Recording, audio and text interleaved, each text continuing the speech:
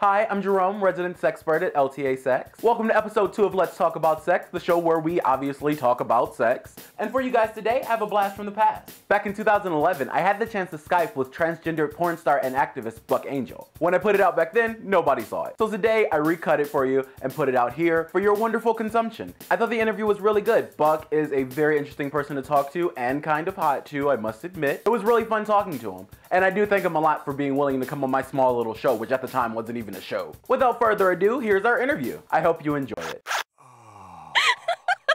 So Buck, tell me about your vagina. I didn't always want to keep a vagina. I wanted to have bottom surgery for many years. I mean, I was taught that to be a man, you need to have a penis, right? So I did research and, I did my top surgery first because that was more important to me to get my chest done. I just felt like that was something that people could see more, and it just felt really much more odd always to me to have breasts than it ever did really to have my vagina. But as things went on and I had my chest surgery and then I was doing my research for my bottom surgery, I personally could not find anything that was sufficient enough or aesthetically pleasing for me or that was going to work like a biological man's penis. And you have to understand that this is me. I'm not saying that it's bad if guys want to have the penis surgery. I think it's great for them, but this is my thing. And I really don't particularly care for the way the outcome of it looks. I don't particularly care for how expensive it is. I don't particularly care that they haven't taken the time to really put the time and energy into finding something that can work like a biological man's penis. So I had to make the decision not to do that because it was not worth it for me to go through all that pain and suffering for something that might not work. And, I just felt like it wasn't gonna sort of make me a man. I already felt like a man. What makes me a man is what I feel like. And fuck what everybody else thinks. And I have to be okay with my own body and myself. And that's when I sort of just had that awakening and realized that's it. I'm not going to get a penis. I never am going to get a penis. And I sort of wanted to share that with the world and say because if I have a vagina, it does not make me any less of a man. And then it sort of just kind of went from there. What do you think brought about this change within yourself, that realization? I think the fact that I was sort of forced into it. Like, I didn't have a choice. It was sort of like I didn't have a choice to have my sex change operation. I really didn't. It was the choice of either life or death for me. That's how drastic that was for me. And I sort of felt the same with the penis surgery. Like, it's either or. And if I'm not getting what I want, I'm not doing it. And so that sort of, it was sort of pushed in my face, and that was it. I sort of had to just succumb to it and be like, that's the way it is. And not everybody is capable of doing that, and I totally understand. I sort of feel, sort of lucky that I have been able to accept myself so sort of easily. It was hard, but I don't think it was as hard as it happens to be for a lot of other people. Where in all of this transformation experience do you feel like you've found your sexuality? That's kind of a difficult question. I think that I've always been very in tune to my sexuality, whatever that was. I always kind of felt like I was attracted to women, but I felt like a man. But I couldn't say that I felt like a straight man. I can't tell you that I never had sex with men until after my sex change. And so after my sex change, I started feeling much more comfortable in my body. And with the comfortableness of my body and also with the testosterone sort of heightening my sexual awareness of my body, I sort of felt like I had to start experimenting. It's sort of like I didn't have a choice. It's like, when you're a biological guy and you're going through puberty and you wake up every morning with the boner, it was sort of the same way. Like, I just was getting horny with everything I saw and looked at, and it was, I'm saying, it hurt me in the sense that it made me sort of pursue things that I didn't want to do before because I felt I was going to be judged. But then as the testosterone was making me feel more comfortable in my body, and my body was becoming more of what I wanted it to be, I started feeling more in control of my sexuality and being able to experiment with my body. And again, sort of not caring what people thought about me. which is a really kind of powerful thing, not to care what people think of you. Yeah, it's very, very true. Now, when people think of their bodies, right? They think of, you know, oh, I like this, I don't like it, or I don't like this, I don't like that. What in your new body do you look to and you're like, yo, this is sexy, I like it? Well, I don't know if I can really answer that. I don't really look at my body and think, like, that's sexy. What I do look at my overall body, and I like the fact that I have sculpted it to look really masculine, I think. It's something that I always wanted to achieve. And one of the things that I always say is, like, Tom of Finland type image of a man, which is a hyper masculine, very muscular, very in shape, I mean, he's like the ultimate man, the Tom of Finland man. That has always been my sort of man that I aspired to be. And so I kind of feel like I've maybe gotten there. And so I guess maybe when I look at myself, I'm very happy with the way that I have sculpted my body. I mean, if you saw pictures of me before, you would never even imagine that I literally had a female body. And I think now I have a very masculine body. Even with my vagina, I think it's very masculine. Let me ask, how do you reconcile having a vagina and feeling that sense of masculinity? A few of the trans people that I've talked to, they said that they don't quite feel that, they don't quite understand it, and you seem to be embracing it quite well. Yes, and that was what I was saying before. I feel very lucky in the sense that I have been able to embrace it. I did not have a choice. I guess what you kind of have to say is, okay, what if I was born a little person? There has to be some type in your life where you have to just embrace being a little person, or you're gonna hate yourself for the rest of your life. You know, I can't. I hated myself for so many fucking years. Like, I'm tired of hating myself. Like, I don't want to hate myself anymore. So I think really what I want to tell people is you have to learn to love yourself first, whatever that is. However that is, if you were born with no arms, if you were born a little person, if you were born, you know, I mean, it's not easy being an African American. I know that in the world. People look at you weird, or they're, you know, I know that. So you have to embrace that part of your side at some time. I'm sure people act shitty to you or say things to you. There has to be a point where you have to get sick and tired of that and just say, you know what, fuck them. I don't really care what they say about me. It's just my skin color. And for me, it's just my vagina. It's really not that big of an issue. Even though I do make it an issue, but I make it an issue for a reason. I make it an issue because I want people to understand that that's not what makes you a man or a woman. Your genitals have nothing to do with that. And so, because I have to make it an issue, even though it's, for myself, it's really not an issue. Now, one of our reader questions, this is from a reader named Misty, and she wants to know, does being in porn help you find your sexuality at all? I think so, but I have to say that I don't think porn is for everybody. And for me, I think because I'm so strong-willed, and I think that it really made me sort of realize that I didn't care what people think about me. When I first started doing my pornography, I got so much hate mail and so many ugly things said to me that I'm still here.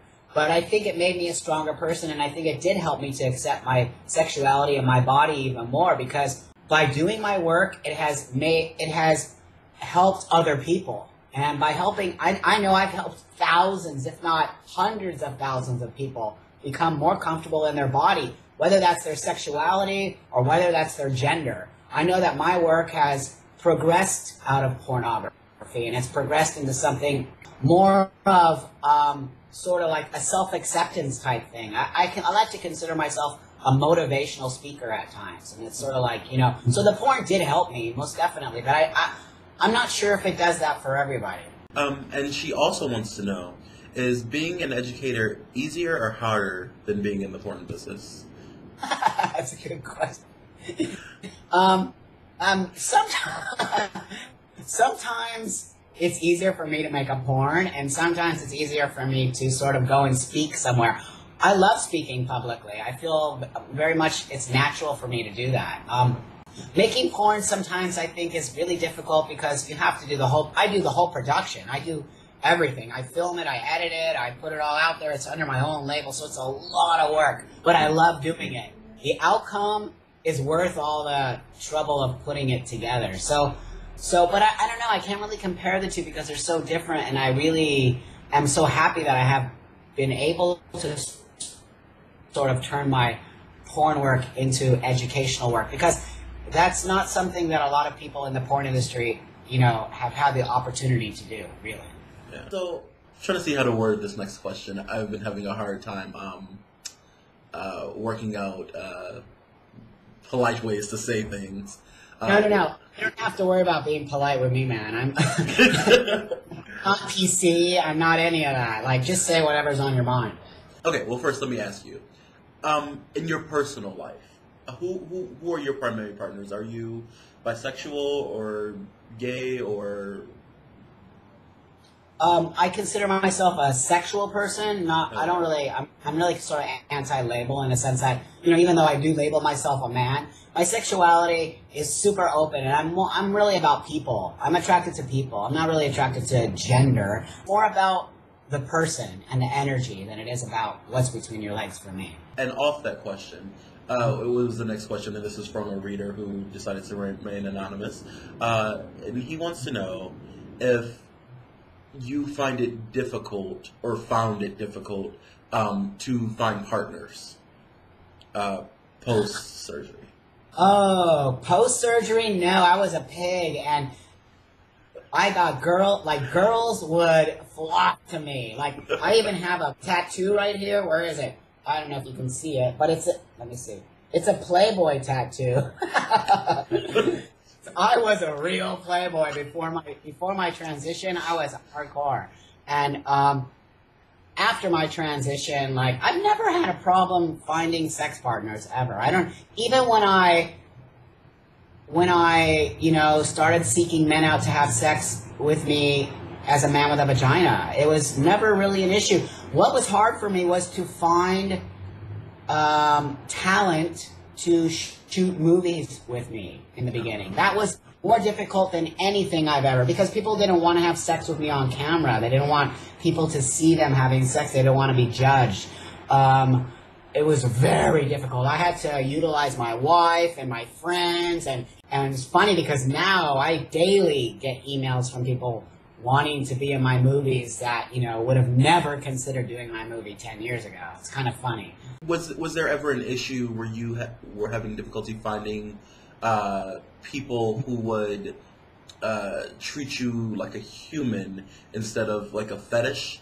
That is what that sentiment is what the person that I interviewed before said that he has a problem with, is finding people who like him because of him instead of like him because he's trans. Well, I mean, that sort of comes with the package. I mean, I hate to say it, but I don't have an issue with being fetishized. You know what? If that's what turns you on, that's what turns you on. I mean, I don't know. I think there's a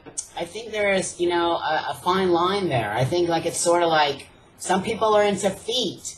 Hey, if they're gonna have sex with you because they're into your feet, is that fetishizing you? Well, I guess it is. But if you're into it and it feels good, then what's the big deal? Yes, there is a lot of men right now who are into guys like us because it's sort of like, I guess, a fetish in a way. But I don't know. I think he's taking it too personal. It's not about him really. It's about the other guy. So if you're having a good time and you find guys who are into you, hey, you should just have a good time with it and not sort of pick it apart. I guess is what I'm gonna say. It's just sex.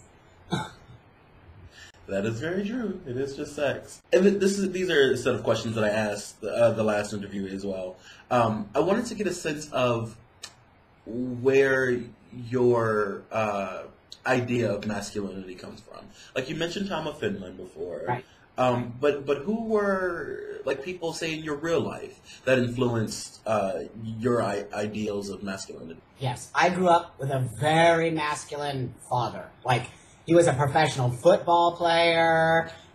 He's the ultimate man's man. My father was definitely a huge influence on my masculinity. I mean, I grew up in a very sort of, middle class, Irish household where, you know, the man is the man of the household and my mom cooks dinner and, you know, my dad goes to work and, you know, it's very traditional man and woman household.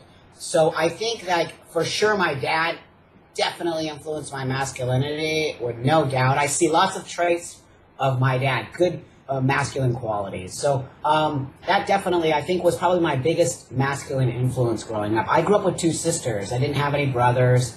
I mean, he was like the man influence in my life. Would you say that you were, I would say, gender atypical as a kid? No, I had a lot of you mean atypical meaning like I fit in and all of that kind of stuff? Well, from the research I've done, a lot of people say that they were, you know, playing with boys' toys and they never really felt comfortable living the girl life. Yeah. I just wanted to see if you felt that same disconnect. Yes, we all. I think pretty much all trans guys are going to ask that question too, and they're all going to say that. I grew up with G.I. Joe.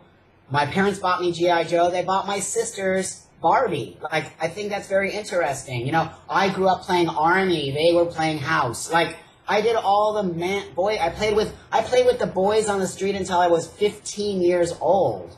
Like, what 15-year-old girl plays with the 10-year-old boys on the street football? When exactly did you realize that you weren't, you know, just a masculine girl, but in fact you were a man?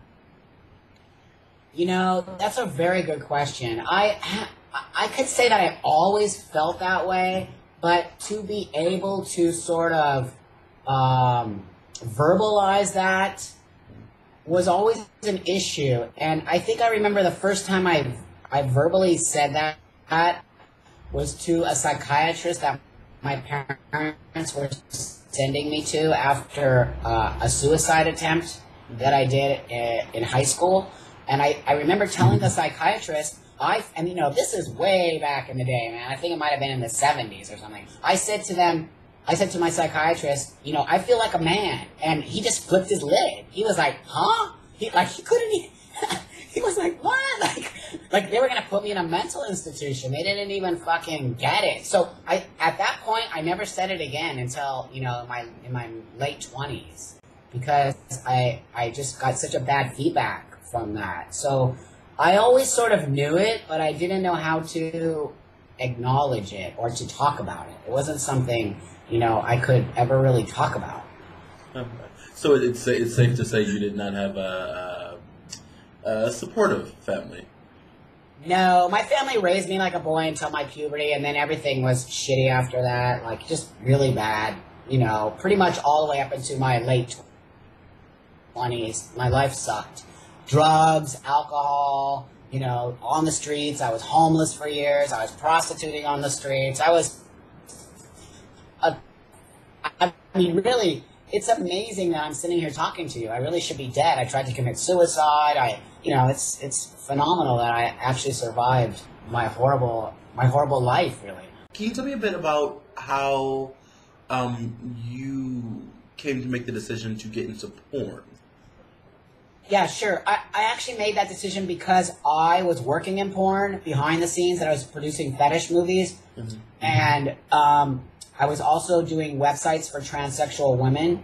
Well, actually, one woman. And it just came to me in my working one day. I was like, fuck, transsexual women porn is huge, and there are no transsexual men in porn. How is that possible? And I just had the idea, and, you know, my wife, I said it to her, and she was like, Buck, that's a brilliant idea. You're going to change the world. And I thought, no, I'm not. I'm just going to make some porn. It's really not a big deal. And the reason I wanted to do that was because I watched how the transsexual women were treated in porn. A lot of them were disgraced and talked shit about, and, you know, just didn't have any control of it.